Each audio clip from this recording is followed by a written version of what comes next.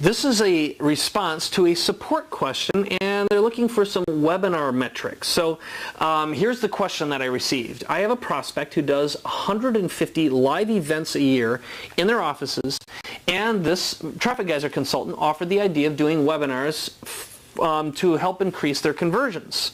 And they have a number of questions here. So number one, what are the metrics for webinars? In other words, how many views does someone make before the attendees convert? In other words, they buy or take some kind of an action.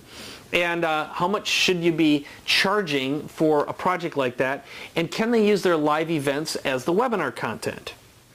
And here's what I will tell you.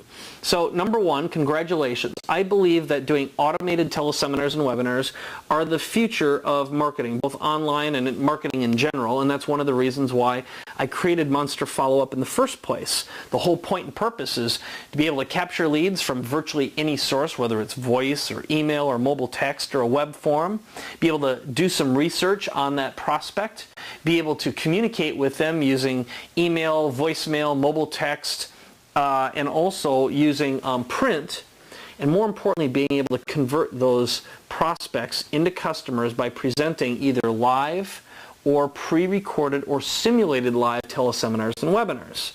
So to directly answer your questions, the metrics, how many views before an attendee converts, and really it depends entirely on how successful or how good of a pitch or a story those webinars are. Now, I've done webinars that have converted in upwards of about 30%, meaning for every, let's say I had 100 viewers watching it, 30 people would buy that product, whether it be for $50 to $2,000, okay?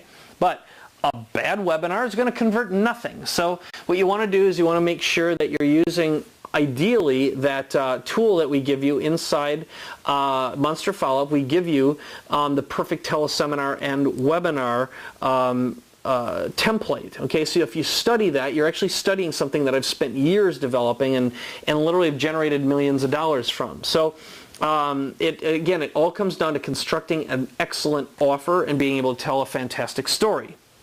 Now, how much should you charge for a project like this?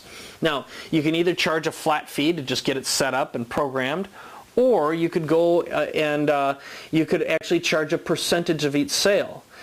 Now, if I were working with a company that's already doing 150 live events a year, chances are they know how to sell. They've got to know how to sell if they're doing that many. And I would do a percentage basis if you can get it. And the reason for that, you're just going to be adapting something they've already created, and you're going to put it into an automated format, and then you'd say, look, I won't charge you any upfront fee, but what I'd like is 5 or 10% of all your sales that go through the system. Might as well ask, right? If you can't get that, no problem.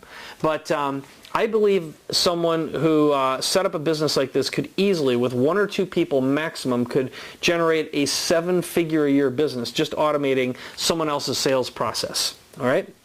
Now, the last question you asked is, can you use live events as the webinar content?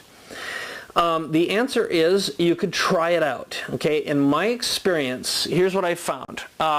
Number one, teleseminars convert very, very well. In fact, oftentimes they convert better than a webinar. Okay? Sounds crazy, but people paint pictures inside their mind of what they think they see.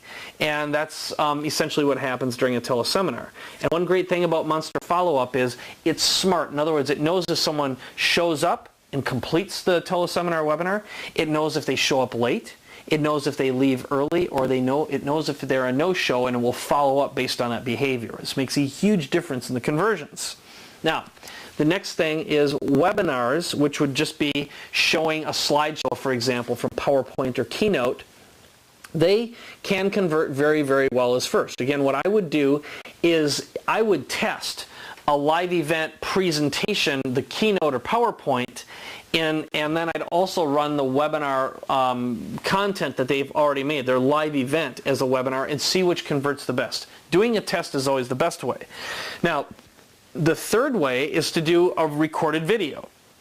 Now, you could do an interview video like or a one-on-one video like I'm doing right here, but what I will tell you is this.